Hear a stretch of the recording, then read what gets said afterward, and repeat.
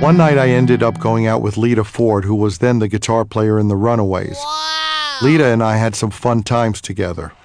The two of us went to a club called the Starwood for a show. The opening band, The Boys, featured George Lynch, who went on to fame in the band Dokken. The Boys played a cover of Detroit Rock City. The second band was called Van Halen. I was impressed. They had another show the next night, and I made Gene go with me to see them. Every once in a while, I would see a band that I knew was going to be big. Van Halen was one of them. I went with Bebe Buell, a model who was friendly with a number of rock stars. She's perhaps better known today as the mother of the actress Liv Tyler. Yeah. Bebe and I were going to see a band called The Boys, and opening was a new band called Van Halen. Within 2 songs, I knew they were going to be huge. Strangely, they did only okay at the club. People liked them, but it wasn't a maniacal response. But I knew. I went backstage, went over to them, and introduced myself. I went right into business mode. I wanted to know their plans. I signed them to a contract. Then I produced their demo at Electric Lady Studios, 13 to 15 songs, most of which wound up on the first and second albums. Near the end of Van Halen's set that second night, Gene got up and disappeared. Little did I know he'd gone backstage and spoken to them about taking them into a studio to record a demo. He never told me. He didn't mention it when he returned to his seat. I found out only later. It was funny because I always thought of Gene as the one member of the band I could count on, and yet he still did secretive things like that. It was that old impulse of his, and he never felt the need to explain any of what I saw as sneaky or dishonest behavior. The next step was to try to convince Bill Aucoin and the rest of KISS to sign them. Gene came up to Bill's office and played us finished demos by a band called Daddy Longlegs. It turned out that was a name he came up with to replace their original one, Van Halen. Bill and I listened intently and later spoke, without Gene, and agreed to pass on getting involved with him, not because they weren't great, not because they didn't have enormous potential. We passed to protect KISS, which needed our daily focus to continue building on all fronts. Gene's wandering eye was clearly a potential risk to all we had accomplished and all we were working toward. But the rest of the guys in the band were angry that I was turning my attention to other acts, and Bill Aucoin thought Roth looked too much like Black Oak, Arkansas. He didn't get it. I told Eddie Van Halen and the others that even though they were signed to me, I would try again after KISS toured. Within 2 or 3 months, Van Halen got interest from Warner Brothers. I said, "You go for it. I'll tear up the contract. Just go." Ooh.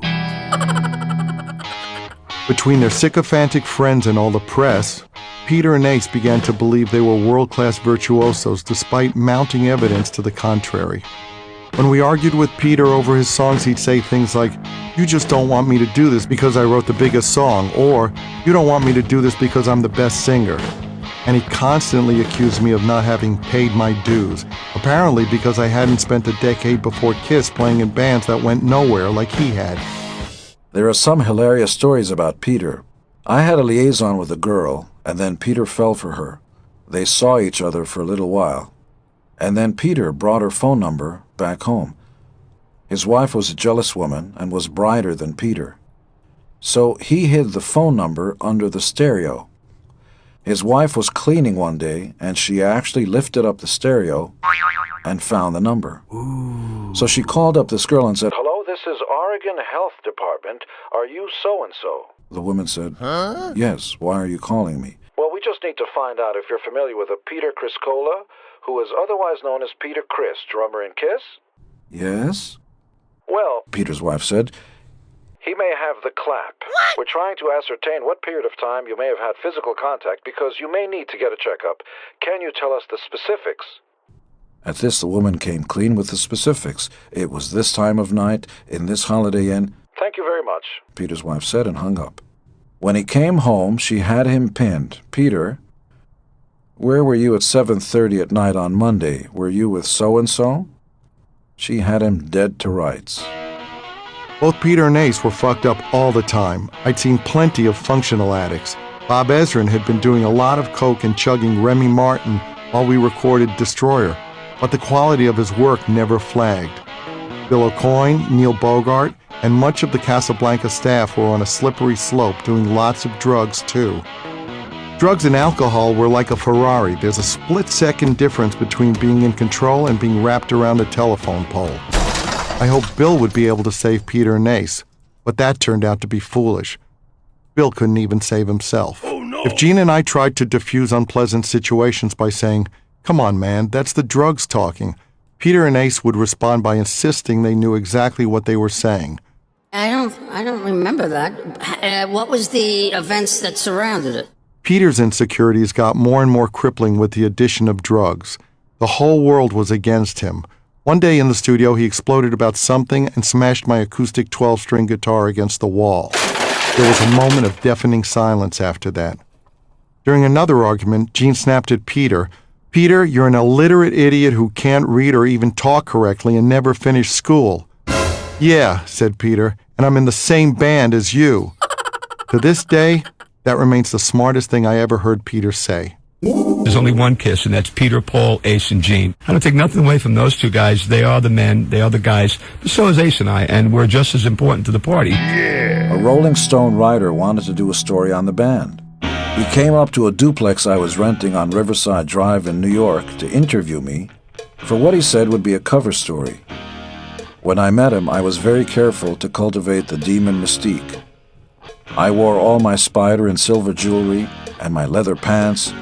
I puffed up my hair as big as it would go, with my 7-inch platform boots with silver dollar signs on them and black nail polish. I thought I was ready to project a perfect badass rock and roll image. He was right there with me through this entire interview. Then at one point the door buzzer sounded, I answered it, and in the doorway was my mother with enough food to feed the world. Fresh hot soups, veal cutlets, pancakes, jams, cakes.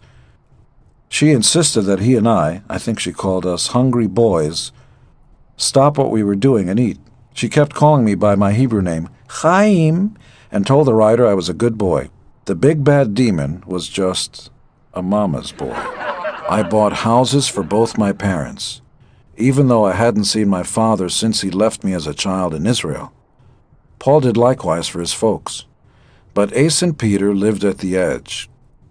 They bought many cars and lived in many houses.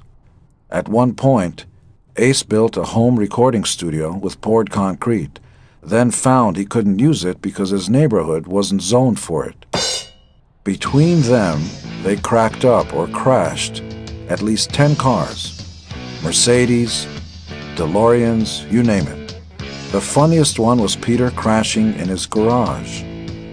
The fire department had to come in with the jaws of life to get him out of his car in his own garage. The cars weren't that great. No more accidents, just nice cars now. Why did I wreck the car? Why did I blow the show? Why did I ruin the room? Why did I constantly do things I did? I was addicted to cocaine. I didn't know the downfalls of it. At the time, the 60s and 70s, it was all over the damn place.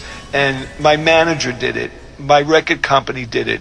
My business managers did it. My doctors did it. Who was I going to go run to maybe and say, I think I got a problem. I think I need a little help here.